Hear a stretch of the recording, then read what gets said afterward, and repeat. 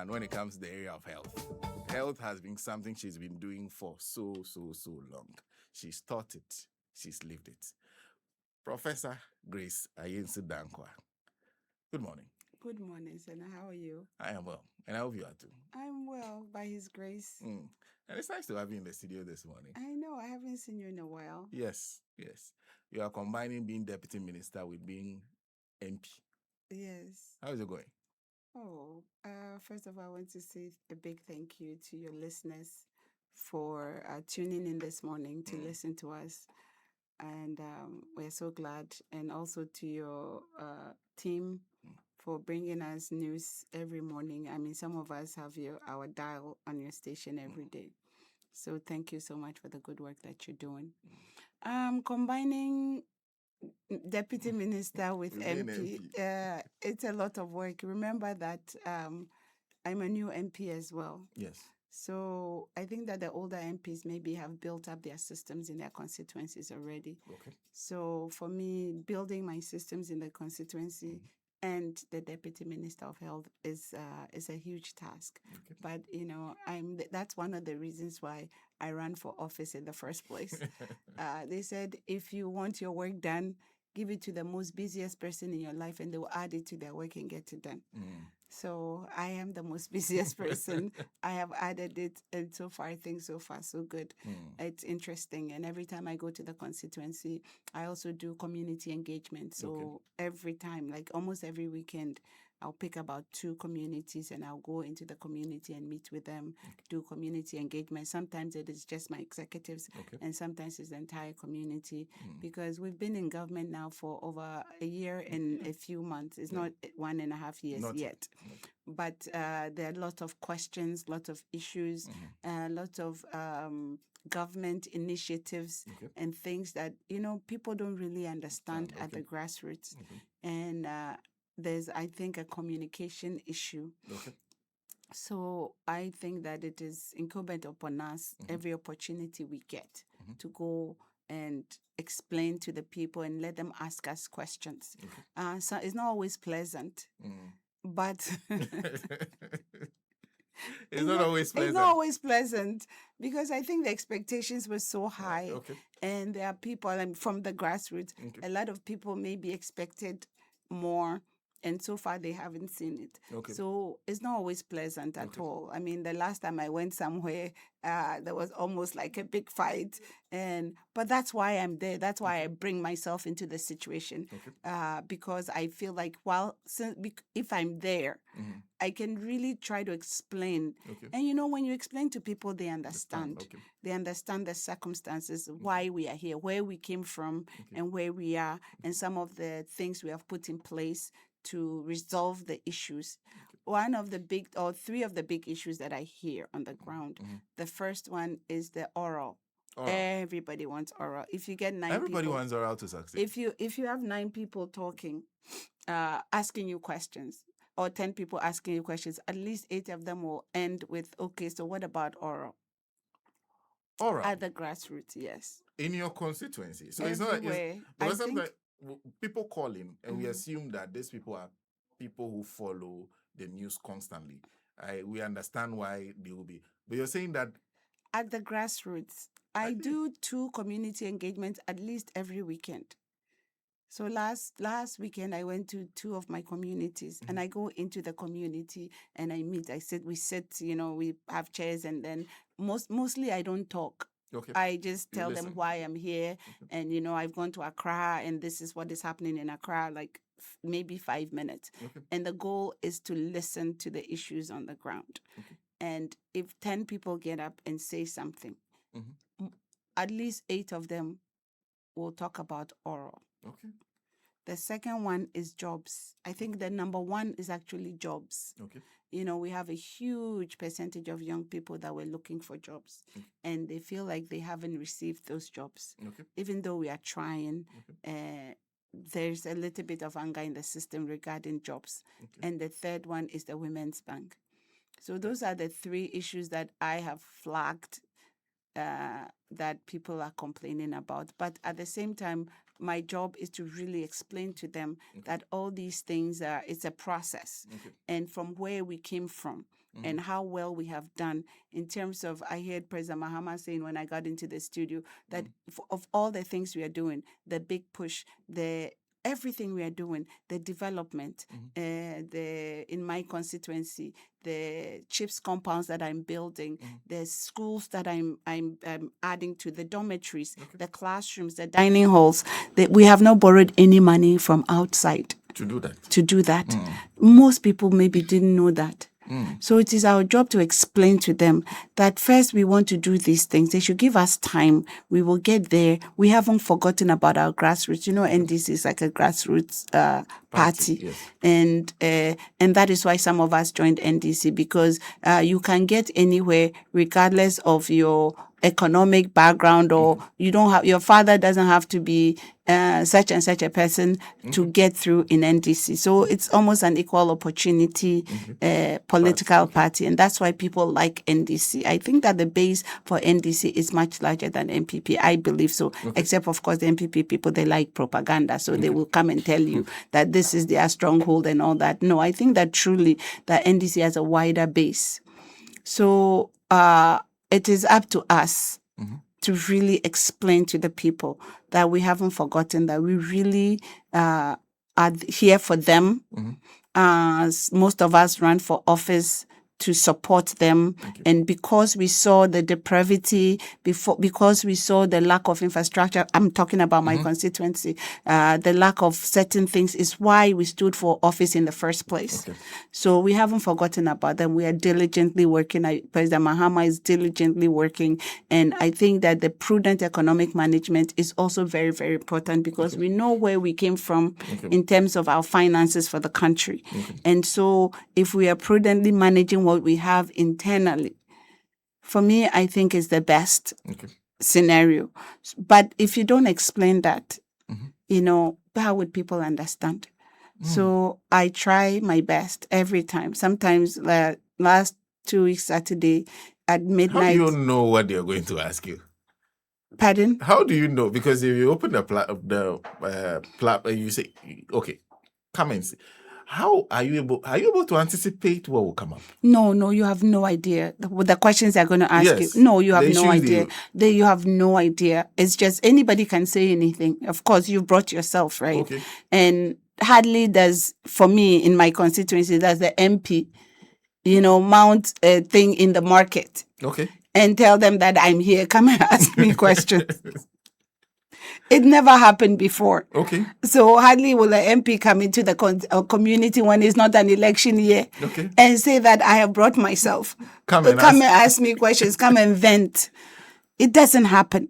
So to see me doing that is interesting. And for some people, that means they have access to me. Okay. And also that means that those who are angry will come at you angry, and those who are not, you see, so you get all kinds of things, but you can't anticipate at all because you are there and you are here.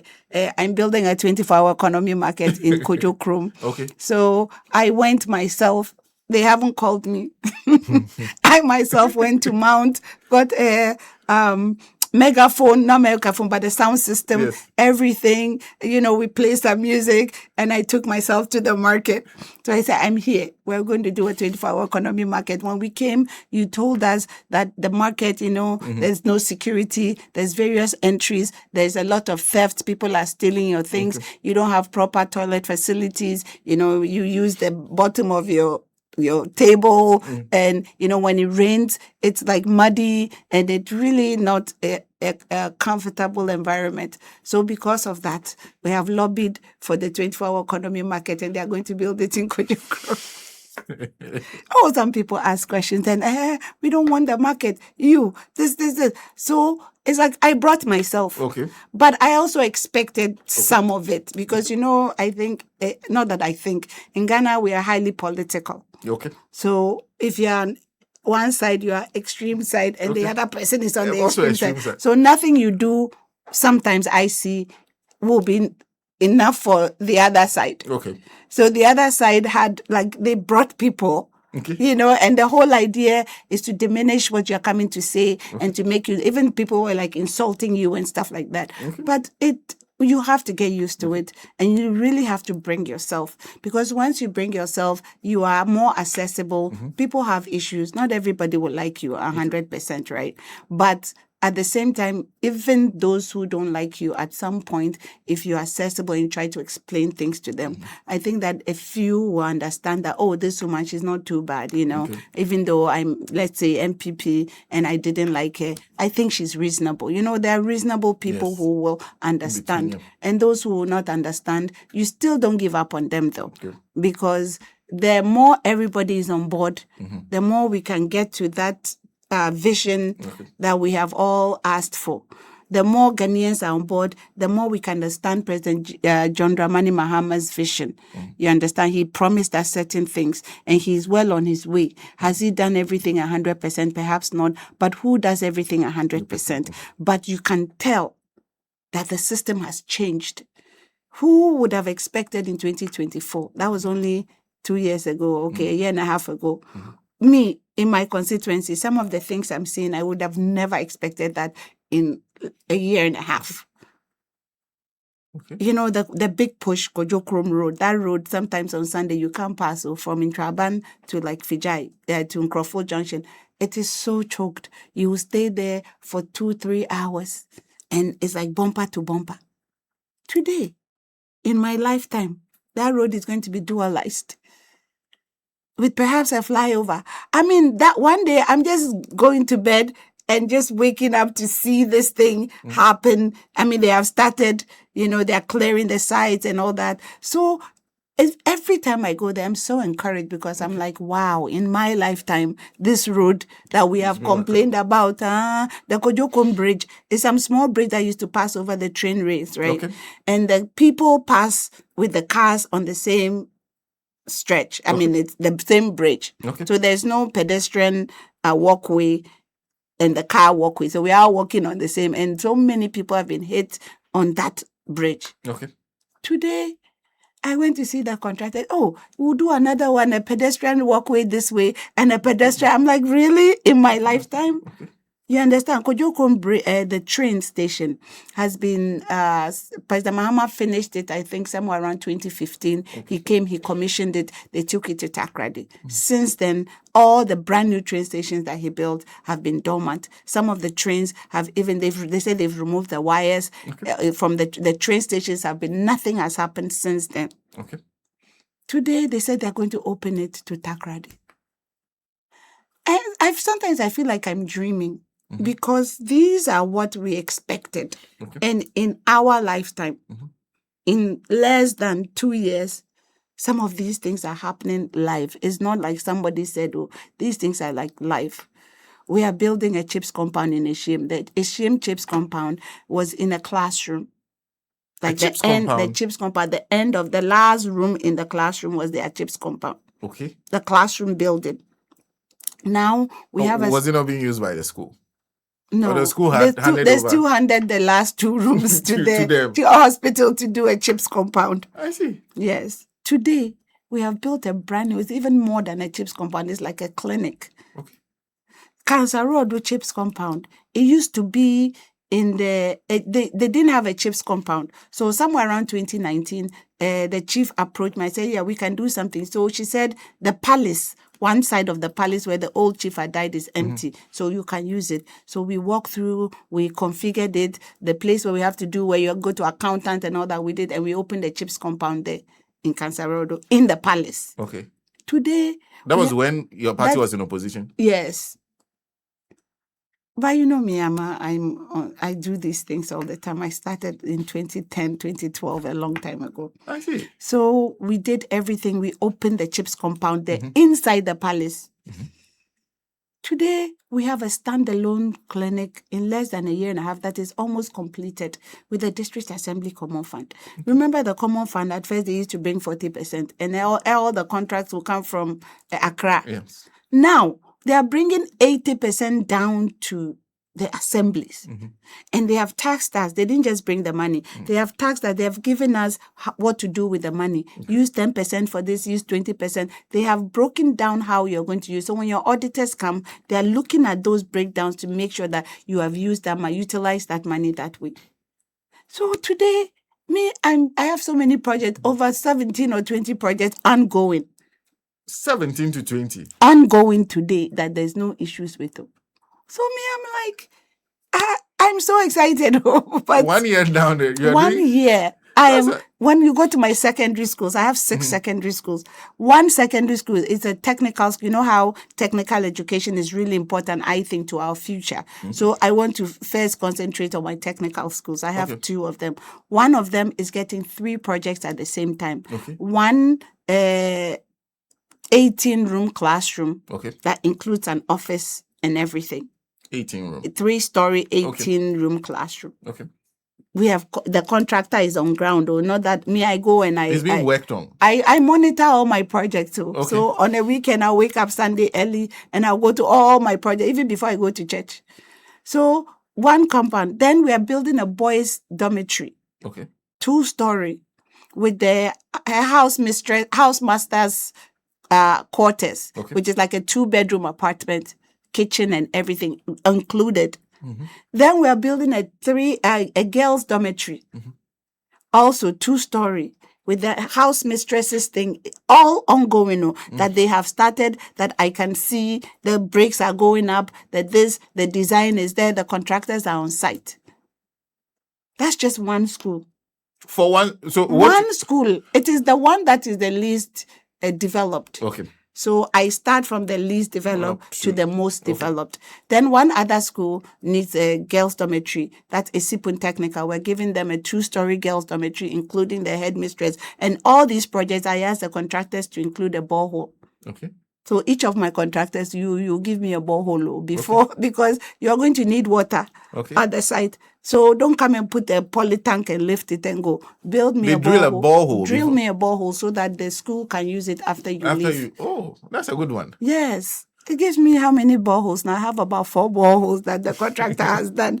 Then in Methodist Secondary School, we are doing the same thing. Then in Isipun Technical, we are doing the same thing. So that means 3 secondary schools. Now I'm left with 3. Okay. So one of them is going to get a dining hall. The other one is getting another girls' dormitory. Then Archbishop Portes is the last one, which is the most developed. Okay. So that one, you figure out what you can give them. Okay. You understand? So that is how we are going through. And then that's the primary schools, in your first year. So many things are happening.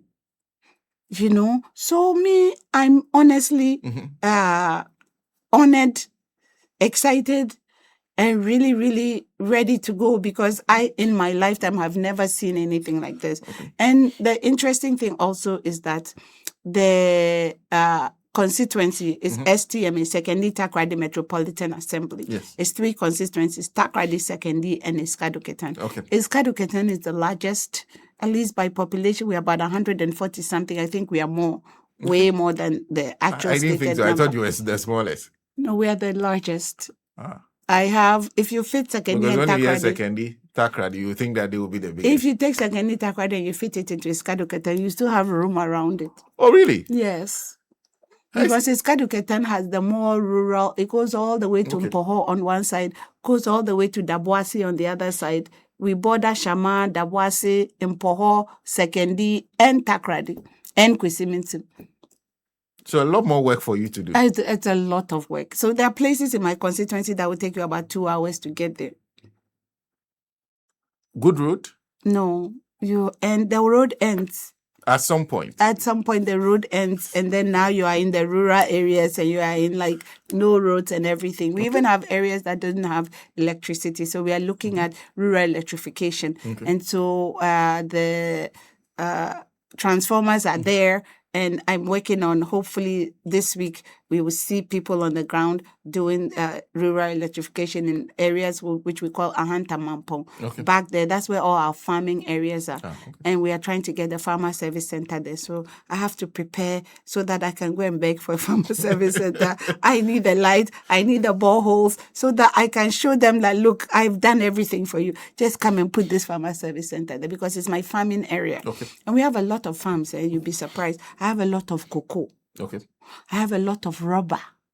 In your constituency? In my rubber plantations, plenty. I have palm. Okay. I have coconut. Those are some of the huge commercial crops now. Exactly, in the constituency. So it is like people come and they see the secondary side, the schedule, and they think it's okay. No, it goes all the way from Cancer. So it's a huge constituency, and we are very diverse. And then we also have the ocean front. So my constituency is kind of divided into 4 areas, the ocean front, the beach communities with the fishing industry and all that. Then I have my urban and peri-urban areas, and then I have my farming areas.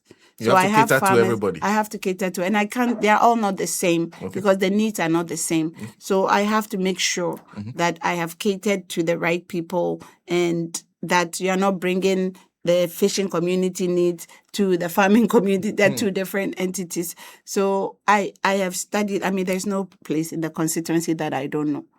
There's no corner that I haven't been there before.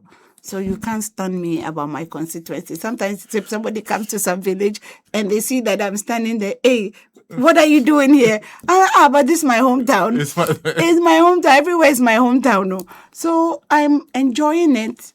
It's a lot of work, but I'm also encouraged, that we will get there, that they should give us time. We should continue to pray for President John Dramani Mahama so that this vision that he's showing us will continue, so that we'll continue to develop the country without even borrowing money. And it's not like our great-grandchildren will come and pay debt that we took out. So this thing for me, I can understand also the pressure on the grassroots, and I can really understand maybe the things that was expected that didn't come. But I'm still appealing to them to understand the issues on the ground. We are building a nation for all of us. We want everybody to be inclusive. We need to manage our monies well. And once we are still under the IMF that, Osimesi and his people went under. So hopefully once the IMF is lifted, then that bigger employment issues will come up. And maybe Ato will do something in that employment issue, because I think that our youth employment is a huge issue. But we're also looking at entrepreneurship. And so we have things like a Jumara. Last week we gave them machines, and the plumbers got like starter kits type thing. The masons got something, the plumbers, every trade had, and we have each master tradesperson, we gave them 5 apprentices to take care of. And all those apprentices have been given machines. The master tradesperson has also gotten the machine that is needed. And even the government is supporting the apprentice to go to work. And once they graduate, now we give them like a sewing machine, like a desktop sewing machine, the one that you put on the table, and the manual one. Then after you graduate, we'll give you a mechanized one. It's the same. Even the master crafts people, we gave all of them mechanized. That was only last week, Wednesday, that we gave. They had started the program, but the equipment were not here. Now the equipment are here, and we have given them out. So slowly, whilst we are building the entrepreneurial side, we'll also try and build the workforce. It's very, very important. I think that if we are able to do that, we will do well as a country. I think everybody is appreciative, and then everybody wants oral to happen. But now in my industry as a deputy health minister, we've also started the free primary health care. So that's also interesting. Quite an interesting. The narrative is just on your constituency. That's impressive. So you have to know you have to know the needs of every area. Address those needs properly. You can't do for them what they do not need. But anyway, that one is very important, because we have some projects like White Elephant projects. There's one of my constituencies, in my towns in my constituency, where they built a brand new market. I think the MPP government built a brand new market. I don't know as of today, nobody has moved into the market. Who would have thought that the market would not be something that a town needs? You understand? So where I learned from that, it's been there for a long time. Where I learned a new market that nobody's occupying. Nobody. So now it's like, squatters and everything. So the question is, did we really talk to the community and ask them what they needed? So for me, everything I do is not even what I want. every community, I have their top 5 projects. Okay. If I can do top 5 and I can do top 3, and the top 5 is not me coming to It's you and what they saying that. tell you. It's what I've told, because every area, I have 12 electoral areas. I think I have to have more, but so far it's 12. Some of them are too large to even manage by the assembly people. So I think some of them need to be divided. But let's say that I have 12 electoral areas. Each assemblyman, go to your communities, have community engagement, talk to them. If you need me to come and join you, I will. Okay. And let's come up with 5 projects Okay. that everybody needs. Not me. What I need is might be different from what I think they need might even be different from what they actually need. So give me 5 top projects. And if in the next 2-3 years, I can do even 3 of the 5, I think we're making progress. Okay. So after every time I'm doing a project, I'm taking off my my list of So you what. do have a list that you are I have a following. list of every community. I can close my eyes and tell you what I think every community has asked for. You just join us. Professor Grace Ayensu-Danquah is Deputy Minister of Health, Member of Parliament for Esikado Ketan. In fact, in 2020, I recall one of the things we constantly spoke about was the fact that if your insistence that you won that constituency, the party agreed with you. But anyway, at some point it was let go. Then 2024, you actually did win it properly for the party. We wish you all the best there. But on the matter of needs, you've been through your constituency. So using your constituency, what do you think this idea of free primary healthcare, is there a need for it? There's absolutely need for it. You see, we have looked at the Ghana health system. Okay. And we didn't just look at, but we have looked at the history of how we got here. Okay. And for me, it's even more interesting because I was a part of the manifesto committee, a major part of it. And we started this around 2022-23. Okay. And the idea was go back and review all the health manifestos that has, whichever side of the aisle. Okay. Because we have to know the history of where we are, how we got here. So that is for information. You know, when you are tackling a problem, it's better you do your wide research. Okay. So we did all of our research. Then we looked at the NDC manifesto. Okay. Remember, we had a 2020 manifesto, the People's Manifesto. Yeah. And even President John Dramani Mahama went back, and after the People's Manifesto, he did a tour of the country to tell them that, listen, last 2020, we came and you told us what you wanted. Yeah. In fact, it was said to be one of the most responsive manifestos. Thank you. It was engineered by the people, and it was the people's document. Yes. But he didn't leave it just there, the 2020. He came back in 2021 and 22 and went around the country and asked people, you know, last time I was here, this is what you said. Perhaps something has changed. So what has changed? People gave him more information and he built on that old manifesto now to get to even more updated what the people wanted. Okay. So that 2024 manifesto, for me, again, it was one of the best documents I have seen because it was the most thorough, the most researched, the most people-centric. What I can use all the words, patriotic document I had ever seen. And especially I'm looking at the health sector. We had something called the lab. And the lab, people they had let's say the finance group, the medical group, this group. So these were some of the best professionals all over Ghana, and Ghanaians in the diaspora, and everybody contributed.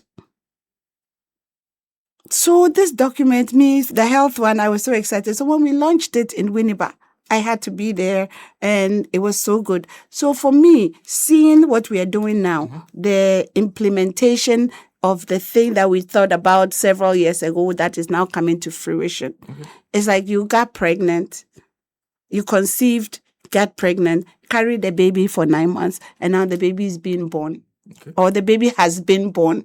So now is how well do we nurture the baby so that the baby can live to be, 75 years old, at least the 0 to 5 years. How best can we nurture this baby? So that is how I feel. I feel like now we have birthed the baby. Okay. Free primary health care was one of those things. Okay. What it is, you see, at Ghana's lowest level of healthcare, the primary level, we have 4 levels. The first one is the community nursing or the community level, where we have nurses going inside the community and interacting with people, doing certain things within the community. That's the lowest level. And that is the one that is closest to the people. Okay. The second level is the CHIPS compound. Okay. Currently at the CHIPS compound, that is where we have all our deliveries and even the babies. The mothers go and do the baby check and everything. We do a lot of things in the CHIPS compound. The next level is the health center. Okay. And the last level is the polyclinic. We don't have a lot of polyclinics technically in the country, but it is the lowest level of the 4 lowest levels. Okay. That lowest level is the level that is closest to the people. Mm-hmm. That is the level where you don't technically have to travel that far to get to. Mm-hmm. That is the level that sometimes, even in the CHIPS compound, I can walk from my house to a CHIPS compound. I don't have to take transport from, if I live in Kansarodu, to take a car from Kansarodu to Nkrofur, from it, then drop off and take another vehicle. If I'm using public transport from Nkrofur to Kojokrom, then drop off, then take from Kojokrom to Escado. That's 4 different vehicles. Okay. And it all costs money. That is when you are going to the district hospital, you are going to Ayensu-Danquah. Now, when you get to Ayensu-Danquah and you get to Kojokrom, now you have to take a car maybe to Takrady or to Sekondi before you get there. So now you've even added more cost. So cost is becoming prohibitive. Okay. Some people also, the Ghana card, that we have to subscribe to it. Remember, if I need, not Ghana card, the NHIS card. It's a subscription. Yes. So I have to go and subscribe to it, fill a form, and then you pay something, and then you get it. And even if you are renewing it, it's still a subscription. Mm-hmm. That subscription and that distance and all those things have become barriers to access to healthcare. Okay. Currently, what we do now is that, for instance, I'll wait till I'm sick, I have malaria. Mm-hmm. Then I'll go to the hospital I have a headache or I'm feeling feverish. So that's what we call curative. Mm. So you go there and you are sick and we cure you. Mm. I mean, that one depends on the magnitude of how you feel. That is correct. People still have painkillers around that they use. That is correct. Yeah. So those people that are not going there, those people that now even, about 40% of people have diseases that they don't even know they have. Somebody has high blood pressure. They don't know they had. Last week, I was with one of my people and he was complaining of headache. So I said, no, tonight, I'll take you to the hospital. He said, oh, but me, I don't go to hospital. I said, no, you. So I dragged him to the hospital, and this was about midnight, at 12 midnight too. So me and the doctor and this person, we are sitting outside at 12 midnight in my hospital, and we're just talking, and I asked him to go to the emergency. His blood pressure was 180 something, over 100 and something. That is like a stroke in evolution. Like, this person is about to get a stroke and didn't know. He just had a little bit of headache. Those people are in the community. Mm. By the time they get the stroke, it is too late. Mm. Once you get a stroke, now you see how much more expensive it is. Now we can't even take care of you in the community. Now we can't take care of you at the CHIPS compound. Now you can't go to the health center is too lower of a level, and then the polyclinic. So immediately you are escalated to not even sometimes district. Now you are going to the regional hospital. Look at the services you need for stroke, the medicines, the rehab, the rehabilitation, what we call a physio, that you need, the medicines, the special medicines that you need so that you even stop the stroke, the transportation you need to get there. Now that person is now costing even too much money, and not just the money itself, but the health of an individual that now didn't know they have high blood pressure, now has a stroke. That is a hard-working, maybe the bread winner of his family who has now been taken out. Mm-hmm. So the idea is that we have to give them access at the lowest level, no matter what. whether you have money, no matter where you live, whether you live in Ahantabasa or you live in downtown Iskad or you live in downtown Kujokrom or you live in Kansarodo, it shouldn't matter. Okay. So those are the people that we are trying to bring them into the system. Because by the time we are finding these diseases, it's too late. And we are also realizing that 43% of all mortalities, all the deaths in all of our hospitals in Ghana, is from these non-communicable diseases that we didn't find at the base. Okay. So we are saying that you can even walk now into a CHIPS compound and ask for free screening. Okay. I'm coming here. There's nothing wrong with me, but I'm a nurse. I'm coming to check my blood pressure. Okay. There's nothing wrong with me, my nurse, the one in the community health nurse. I know you have in your pack something to check blood sugar. So please, we are playing draft. Mm-hmm. Come into the draft shed and check all of our blood sugars. Okay. And pick up the one that you think has the high blood sugar and move them up the referral stage. It will bring into the system that almost 40-something% that are not accessing the system. It will bring into the system the 40-something% that access is a problem, whether it's the subscription, whether it's them, the money that they will pay when they come, still, even if you have Ghana card, you're still paying something. Yes. So it's the money that they will pay or the access. It is a problem for those people. And if we continue to leave it like that, by the time they come to us as medical people, as a surgeon specialist, by the time they come to me, before you get to me, that means that your diabetes has been far gone. And now you have developed complications. For instance, now we're going to amputate your leg. For instance, now you've had enough diabetes unrecognized, undiagnosed, and now you are blind.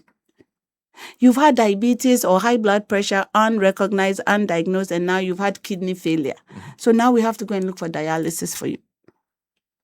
Dialysis is 3 times a week, 4 hours per session, 3 times a week. If you have time to go there 3 times a week, you cannot be now a productive because you can't go to work. And by the time you finish one session, you are so tired. So those are the people that we are pulling into the free primary health care. We are also empowering the community health nurse to now do more. Okay. To go into the communities. Now they have the equipment, the accessories needed to get that job done.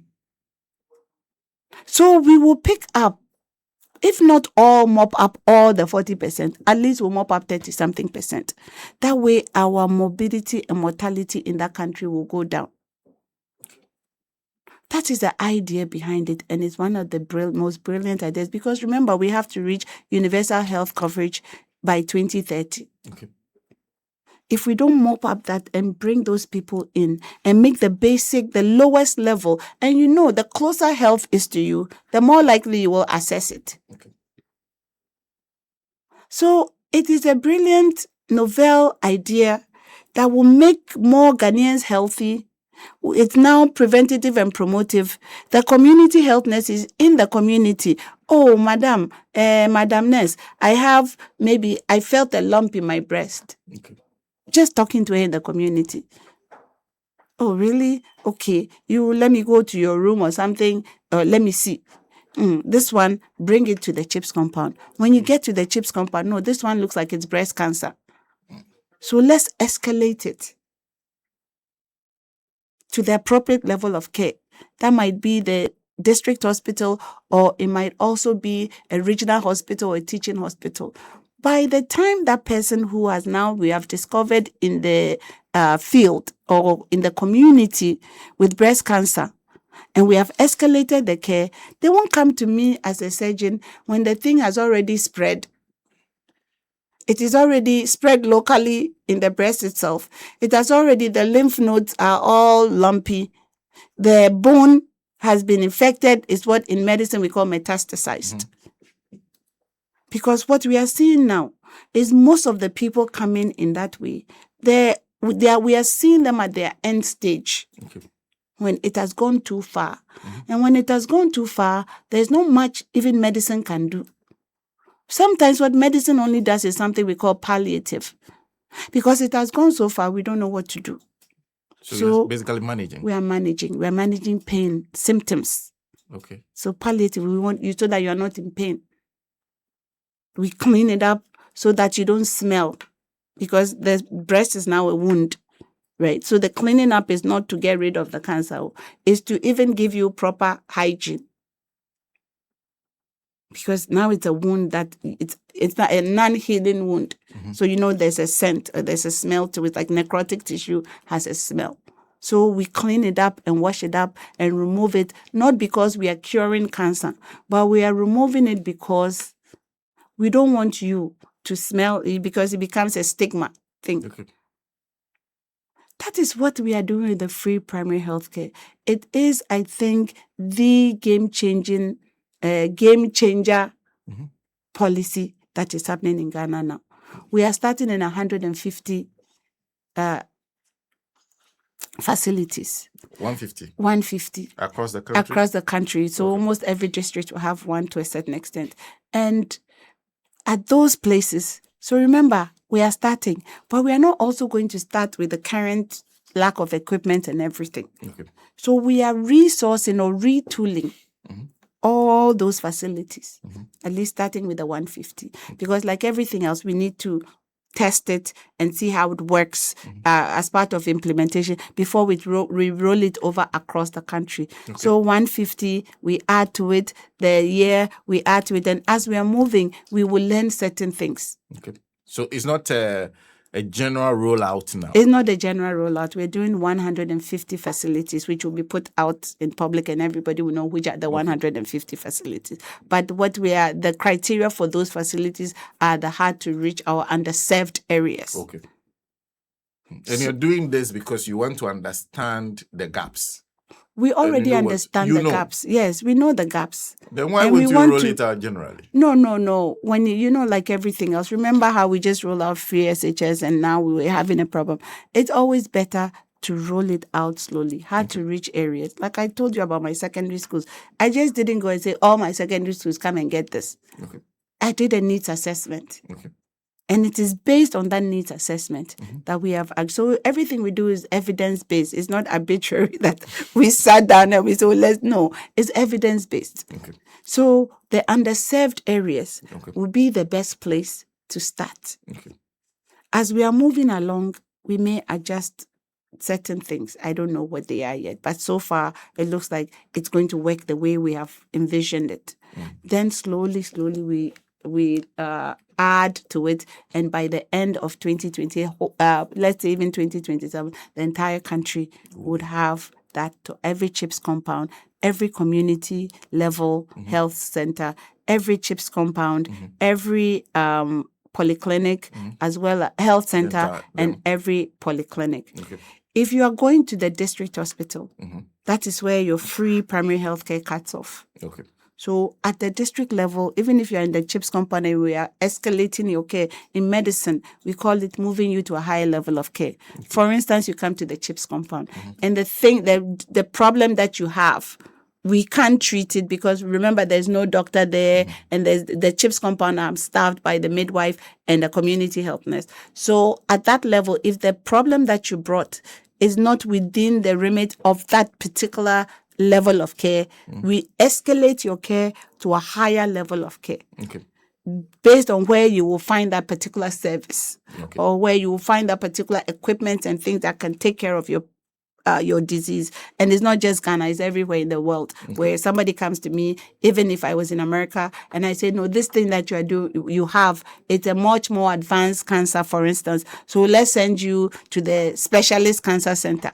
So you're escalating the care to a higher level of care.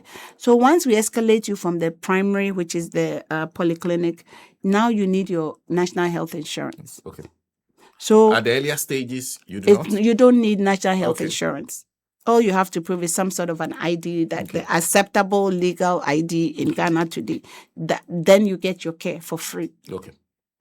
After that, when you get to the district hospital, now you are away from the primary healthcare level. Okay. So now you need your Ghana card. So in spite of the fact that the bottom is free, we are still encouraging you to get your Ghana card because your disease get the might have national health to. insurance. I keep calling it Yeah. Ghana card to get the national health insurance card because now we are escalating you to a higher level of care. So that will also help with the subscription to the national health insurance. Is there clarity then on how you're paying for the free that you're offering? Yes, it's clear. I think some people are trying to be like some gendarmes, trying to make it sound like we don't know what. No, it is very clear. The money for free primary healthcare has even been budgeted for. It was in the last budget, ring-fenced for free primary healthcare. National health insurance has its own method of financing. That is the Ghana card, and then there's doctor will write claims to the national health insurance, and national health insurance will pay. Even still, as of today, now all claims have been paid within the first month. We don't owe any vendor. The vendors are happy because when you bring your claim within the first month, we are paid. And that's because of that, because it used to be 3 months. Thank you. More than that. Yeah, it was supposed to be 3 months. They started delaying. Yes, we had vendors even going on strike. Remember going on strike and saying, yes. So now, under the leadership of Victor Bampo, we are paying within the first month. And again, let's go back to how we got here. All this that I'm saying, we haven't even borrowed money from outside. To do that. Yes. To do that, because we are looking at health sovereignty. President Mahama championed the huge health sovereign conference where everybody came. WHO came, UN came, every international agency was here in Ghana. And we talked about health sovereignty. What is health sovereignty? That it is about time that we use our own money to take care of our own health. Remember one day we were there when the USAID came and said they have pulled the rug from under us. And most of our programs were run by USAID. Yes, a lot of them. One day we slept and woke up and Donald Trump has pulled his money. So we found a big hole in our health funding. So President Mahama said, no, go and find that money. I told us to find it and bring that money so that our programs will not be delayed. Then we uncapped the national health insurance. That also gave us about 3.5 billion Ghana cedis. And it is that money and the one we have ring-fenced in the budget is what we are using now to run these programs. And I personally think that it is the most prudent use of our money. And if we take care of Ghanaians at the lower levels of healthcare, we will realize that Ghanaians are healthy. And even our some of our health cities will be saved. But President Mahama just didn't leave it there. See, me, I'm so excited when everybody says I'm always laughing. But because I have seen something that I haven't seen before. We didn't leave it there. Remember that 40% that I said didn't even know they had diabetes? Yes. The ones we didn't even know they had high blood pressure. The one whose cancer is sitting at home, but me, I have to go to a health center and I have to pay something. So I'll keep my cancer on me and I'm not going to show it. And by the time we are seeing them in the hospitals, they are always coming to the highest level of care, like the teaching hospitals and things, and it's a little too late. You remember those people? Yeah. President Mahama said, let's take care of the majority at the base. So I'm looking at it as a pyramid. Let's take care of the majority of the base. Those at the base who are not accessing, let's add them to the pool with the free primary healthcare. At the very top of the pyramid are those people who didn't even know they had high blood pressure and now the person has had kidney failure. That person who was a diabetic that didn't even know they had high blood sugar and now they have developed blindness. Now they have cut their legs. Now they have some complication. Now they have a heart failure from high blood pressure or diabetes. I'm using diabetes because they are the number 1 and 2 non-communicable diseases.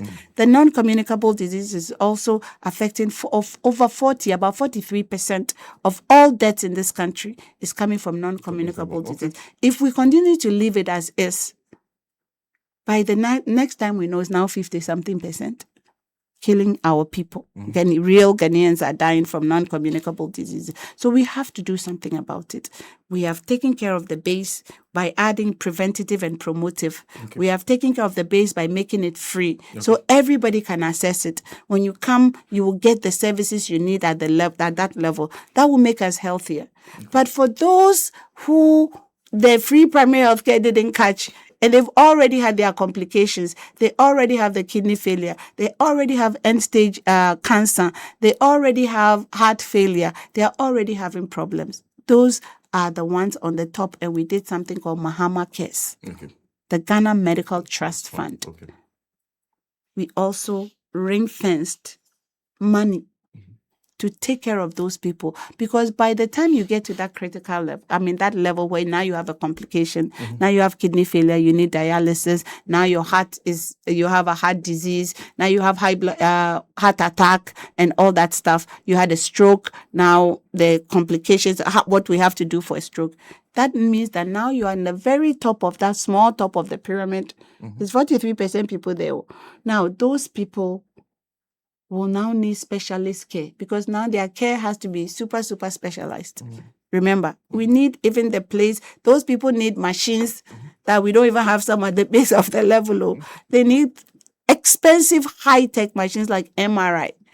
They need expensive high-tech machines like CT scan. And not just the regular CT scan, the one that is like a 68 slicer, the one that will rotate the 3D CT scan. They need places like cardiac catheterization labs, where if somebody is having a heart attack and you are able to bring them on time to a cardiac catheterization center, we can put some small wire in your vein and thread it to your heart and open that heart vessel that is blocked, that is killing your heart. That's what you do? That's what we do. Is that the lab that the president was That is inspecting correct. at, Thank you. Okay. Yes. So he's building those for that top person that is killing, for that top complicated people that is killing 43% of our people. We are building high-tech, high-level critical care, endocrinology, nephrology, those highly specialized people. It's not just building those centers. So we are using some of that money to train the doctors and the nurses who are going to manage these facilities. High tech. So the nurse has to be like a super specialized critical care nurse. So we have, even the nursing schools, we are upgrading them from diploma to degree awarding programs. We have even given some of the nurses scholarships to go and do PhD programs, because we will need the specialists, super specialists, to come and even train more nurses to get to that super specialist level. So even as of yesterday, as you just mentioned, President Mahama, we are doing 3 cardiac catheterization labs. We divided the country into 3.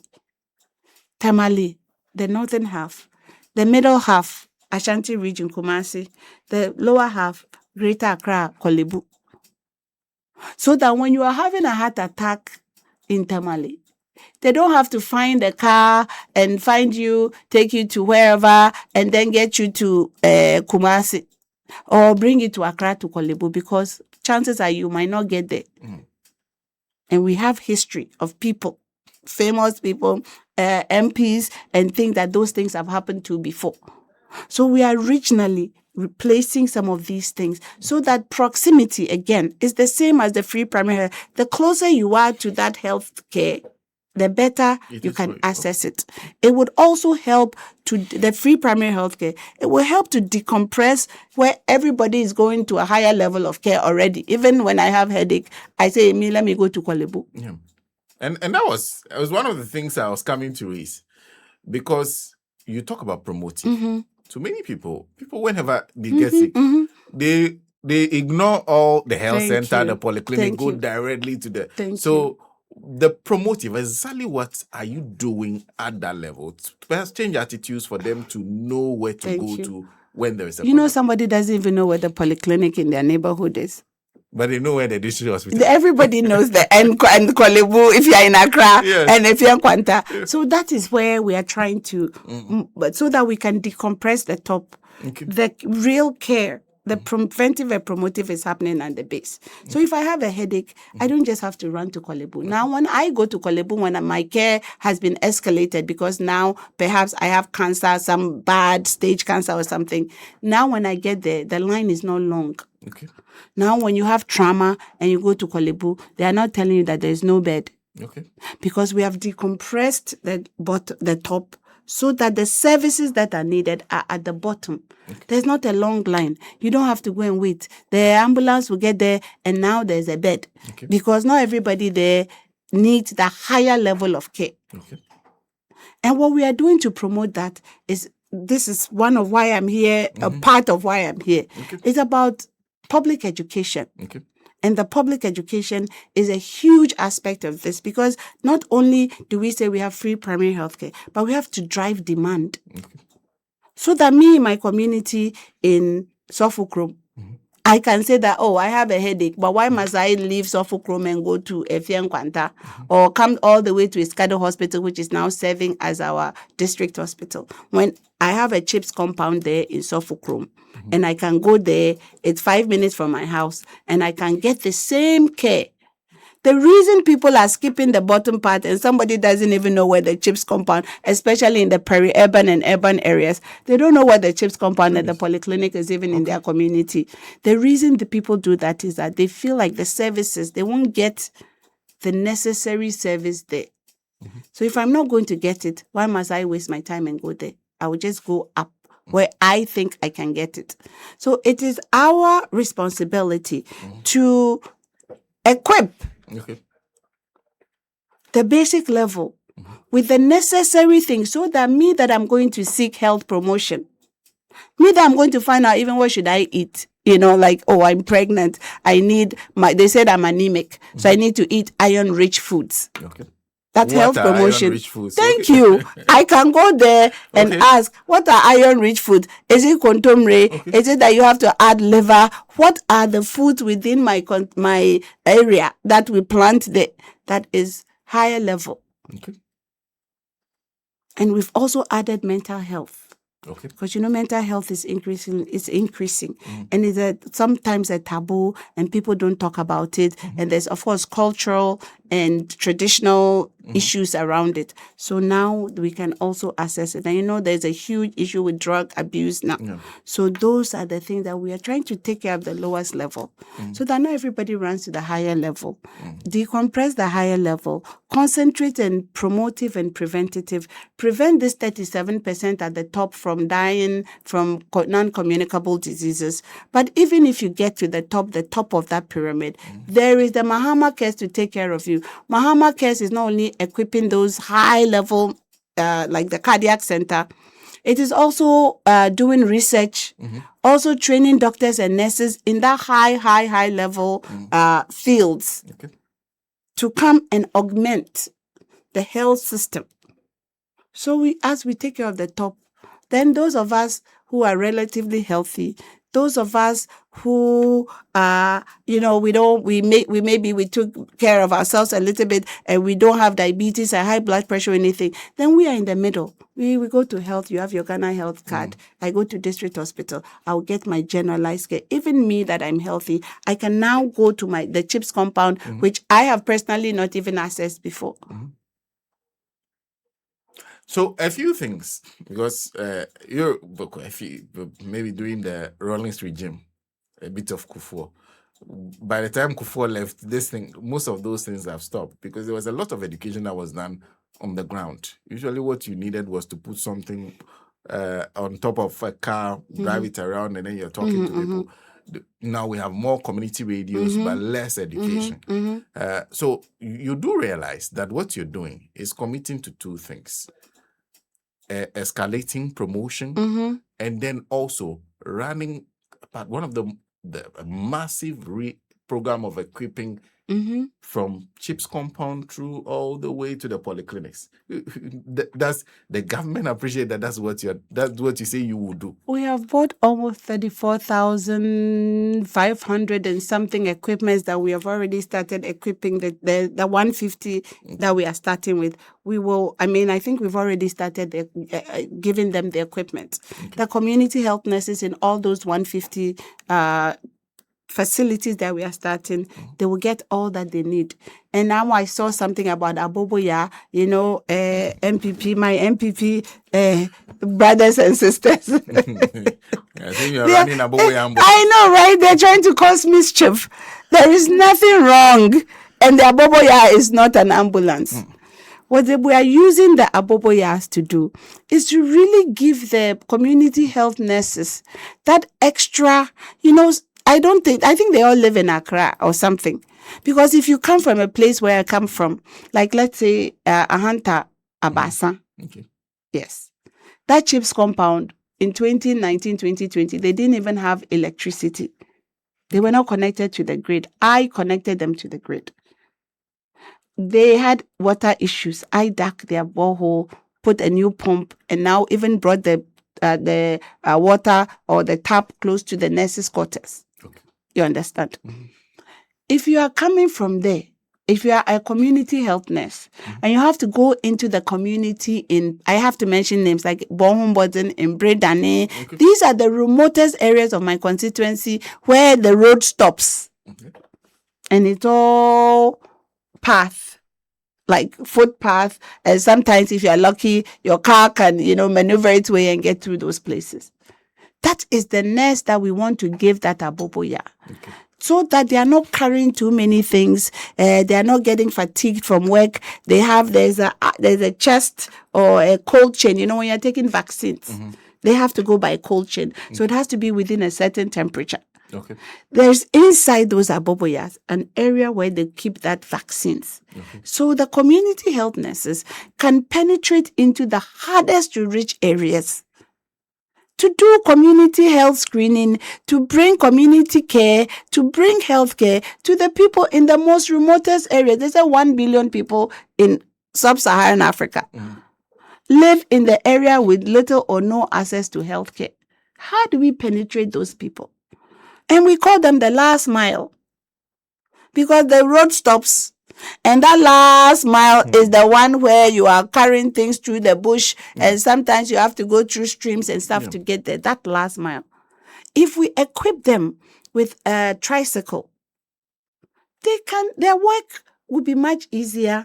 They can penetrate areas that in the past was not penetrable, even if it was penetrable, because of the equipment that they are carrying. One nurse, I saw something on TikTok today.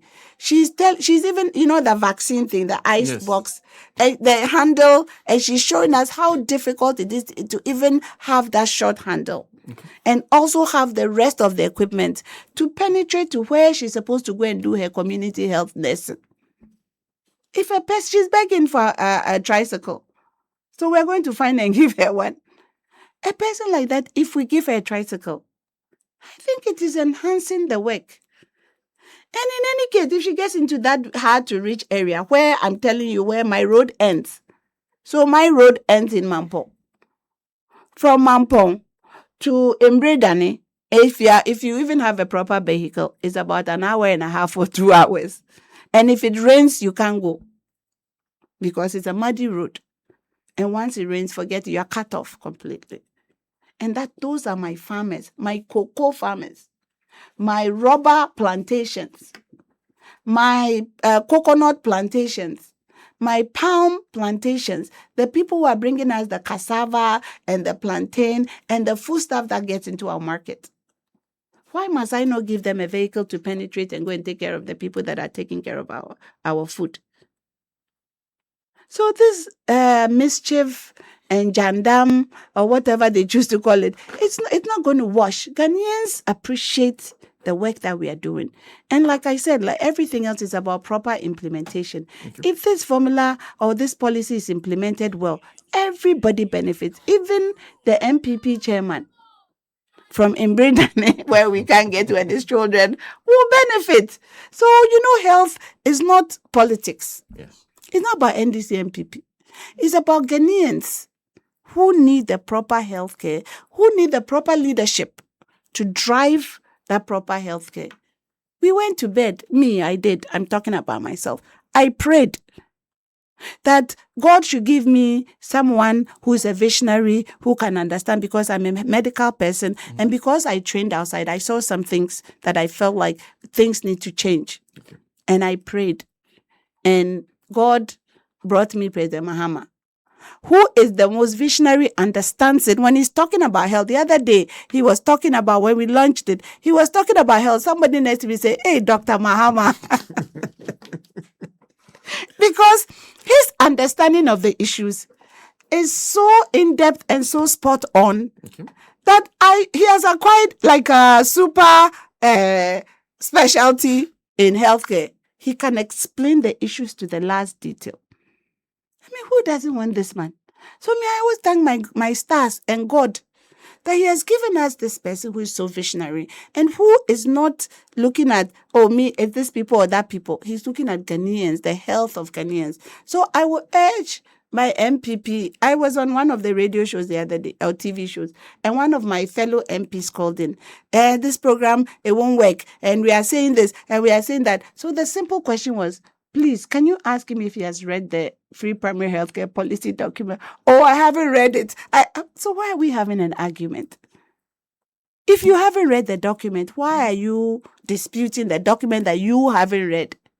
But do you have consultations with members of parliament, among others, while developing this document? Before we started, before it was even launched, we not only had wide consultations. Okay.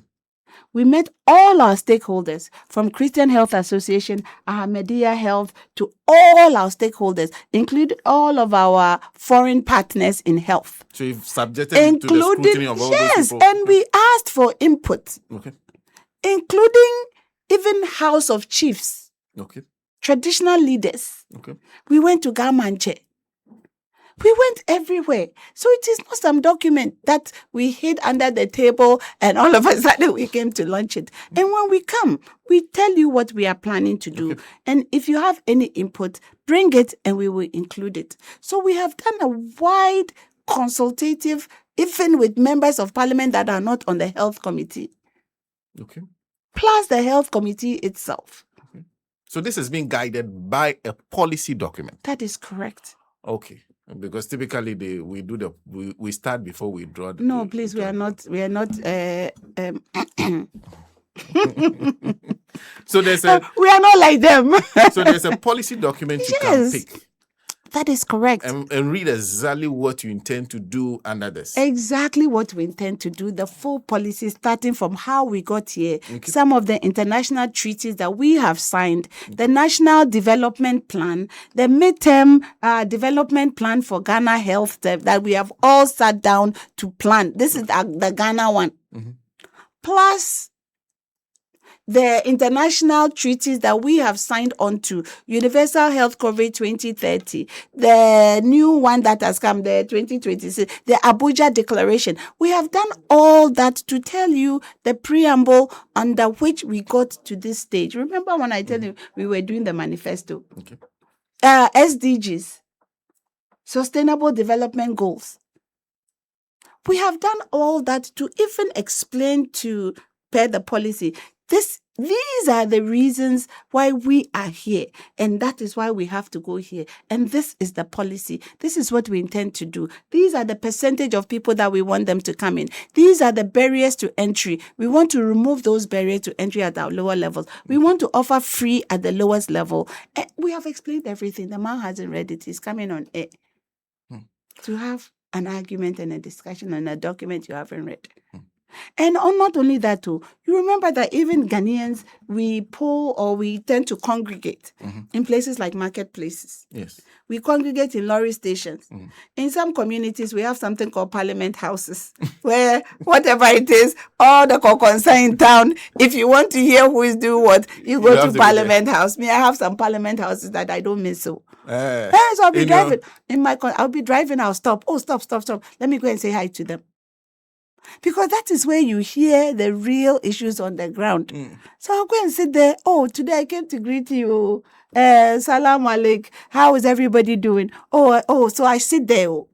Sometimes it is dog jekakram so woman mukakre. Because I want to hear the issues on the ground. Those places, people congregate. It's a natural congregation ground. We are even bringing you a health post or a health kiosk to plant it there.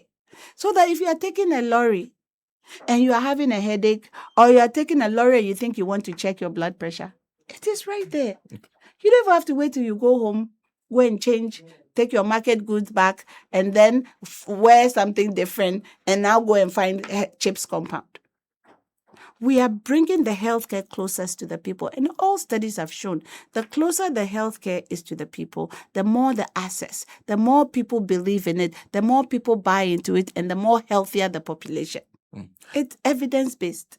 I need to take a break. But before I do that, there's a question of human resource capacity.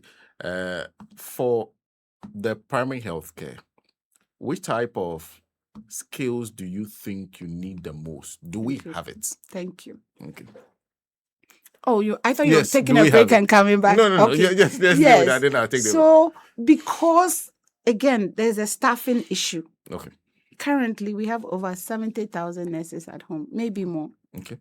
who trained in 2021, 22, 23, 24, 25. We're in 2026. We are now, you see the backlog they left us. That's just nurses. We haven't added the allied health. Okay. We haven't added the physician assistants. When you put all of them together, it's over 100 and something thousand people who have already trained. Okay. You remember the nurses when they go to school, we even give them allowance. They are finished, and now they are sitting at home. That is the workforce that if we can slowly tap into it, because we already have a backlog, that we have to be think outside the box on how we even manage this huge backlog. So if you're doing a free primary health care, wouldn't that be the opportunity to slowly bring them in? Right now, what we're doing is we get the clearance first. For instance, we get clearance for 700 nurses, and then we'll hire 700 nurses. It's not like back in the day when they will work, and then now they are coming, then you go and they are doing some strike because they've worked. Before we came, they had put over 6,500 nurses after they lost the election, and they hadn't paid them. They haven't even been regularized. So June, July, 3 months before, there's a demo. It's like, what is happening? So to avoid those things, we are now seeking the clearance from the Ministry of Finance. It gives us a figure, and then we hire the people into it. Then we open up a portal. We've opened up a portal now, and we tell that we are hiring the 2021 year group that are home. When they come, we need to upgrade some skills. But the allied health, we are also going to add some. We'll also add some of the physician assistants when the clearances are given. And then slowly, it will give us an opportunity to clear that backlog. But even because the numbers are so massive, we still have to find other ways. And that other ways is when we're doing what we call the managed migration, meaning that we have signed treaties or MOUs with certain countries that need our health force. And we are giving them to them for a period of 1 year, 2 years. They come back, they are more experienced. They come back, they've seen something different, rather than them sitting at home.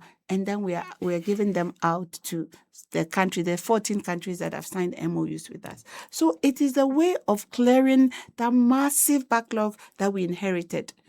But like President Mahama said, we have inherited the problem. You can't come and sit here and do lamentations. So no lamentations. We must solve the problem. President Mahama, in his first State of the Nation, said, I, John Dramani Mahama, I have come to meet a bankrupted economy. He called it a crime scene. But I will not come and sit here and do lamentations. I will solve the problem. I'll fix it. He used the word fixed it. So he has tasked us to fix it. And it is in that fixing it that we can clear the backlog of these 70,000 plus nurses, almost how many thousand plus allied health workers, almost another how many thousand plus physician assistants, and all those that are home. So for me, the way I explain it is that we are getting there. We will slowly. Right now, I think we're doing about almost 6,000 or something that we are bringing them in now. Okay. I don't know the actual number. I have to check it before I put the number out there. That we are doing now. After that, we will see the gaps again. We'll do another needs assessment and see, okay, maybe we need this level of people, that level. Remember, we're also building the cardiac catheterization labs. That will also require highly skilled nurses. So even the nurses institutions, we are moving them from diploma to degree programs so that we can get that caliber of high level nurses that we need. Endocrinology, nephrology, cardiology, cardiac, critical care, emergency. Those nurses who they have done nothing after general nursing, they have gone and specialized in this particular field. We need them to come and manage these Mahama cares, sophisticated equipments, sophisticated facilities. They are super sophisticated. Okay. So we need that workforce, that critical workforce, to go and man it. Then, whilst we are looking at free primary healthcare at the bottom, we would have covered 360 Ghana healthcare, the entire spectrum of it. We wouldn't have left anything on the table. However, as we are going along, if we recognize some gaps, we'll also try and fix it. We need to take a break. We'll come back and conclude this interview. But if you just join us, we've been having a discussion on primary health care. We'll be back.